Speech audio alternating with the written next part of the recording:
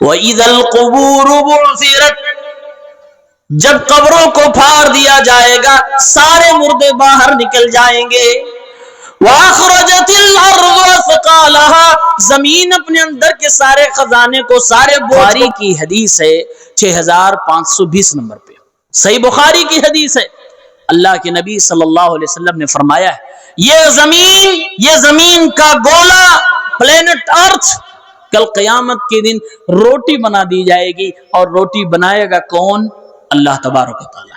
اللہ کے نبی نے فرمایا صلی اللہ علیہ وسلم تکون الارض یوم القیامت خبزۃ واحدہ، قیامت کے دن یہ زمین ایک روٹی کی طرح ہو جائے گی.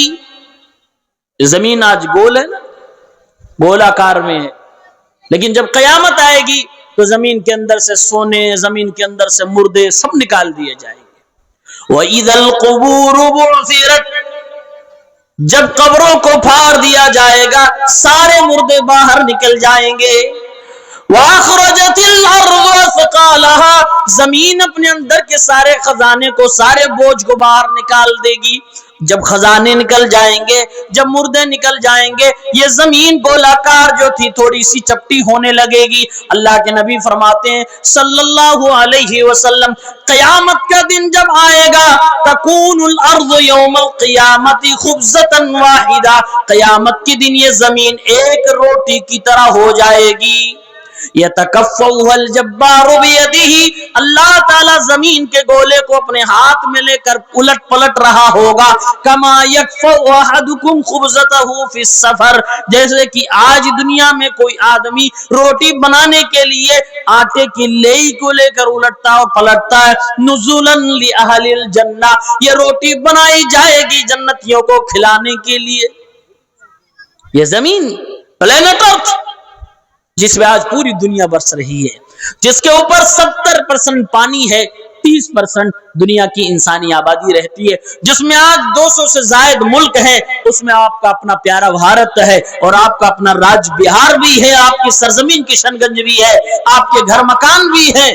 اور مرنے کے بعد جس زمین کے اندر انسان کو دفن کر دیا جائے گا، اسی زمین کے بارے میں ہمارے نبی فرما رہے ہیں صلی اللہ علیہ وسلم قیامت کے دن اس کو روٹی بنا دیا جائے گا. اور روٹی بنانے والا کون ہے؟ رب العالمین، اللہ تبارک و تعالی.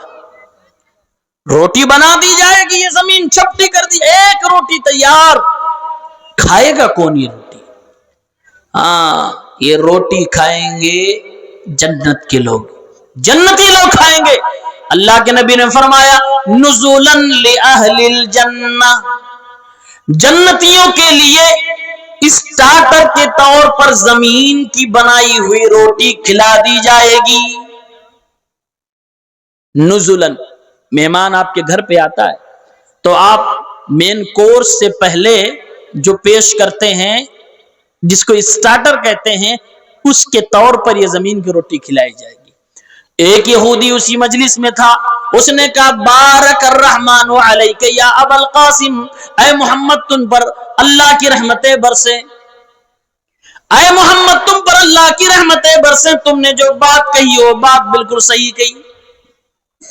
کل قیامت کے دن اللہ تعالیٰ اس زمین کو ایک روٹی کی طرح بنا دے گا، تمہاری بات بالکل صحیح ہے. اللہ کے نبی پھر مسکرائے، اللہ کے نبی صلی اللہ علیہ وسلم پھر ہنسنے لگے، پھر آپ کے دانت نظر آ گئے اس بات پر کہ یہودی نبی کی بات کی تائید کر رہا تھا.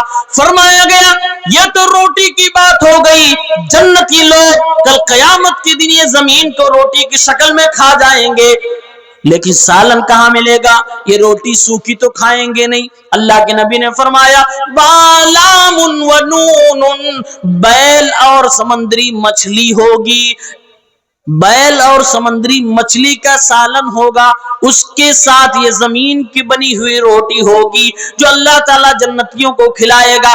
70,000 جنتی اس زمین کی بنی ہوئی روٹی کو بیل اور مچھلی کے شوربے کے ساتھ کھا جائیں گے. او میرے بھائیوں، یہ صحیح بخاری کی روایت دنیا کی حقیقت ہمارے سامنے رکھ رہی ہے. ذرا سوچئے، آج جس زمین کے لیے انسان بھائی بھائی کو سمجھ سمجھنے کے لیے انکار کر رہا ہے، باپ اور بیٹے کے رشتے خراب ہو رہے ہیں، ایک دوسرے سے لڑائیاں ہو رہی ہیں، جس زمین پر رہنے کے لیے بسنے کے لیے انسان حرام اور حلال سب کچھ چھوڑ بیٹھا ہے۔ میرے بھائیوں، کل قیامت کے دن یہ زمین روٹی بنا کر جنتیوں کو کھلا دی جائے گی، اور یہ روٹی جنت میں نہیں بلکہ جنت میں جانے سے پہلے جب لوگ حساب و کتاب کے لیے میدان محشر میں کھڑے ہوں گے وہیں پر کھلائی جائے گی، کھانے والے جنتی لوگ ہوں گے۔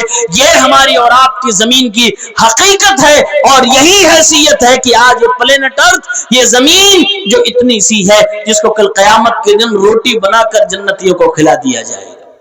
یہ اتنا بڑا رب ہے جو قیامت کے دن زمین کو مٹھی میں پھر اس کو الٹ پلٹ کر روٹی بنا کر جنتیوں کو کھلا دے گا۔ یہ اس لیے کھلائے گا کہ اے لوگوں، زمین کی حیثیت اللہ کی نگاہ میں کچھ نہیں ہے۔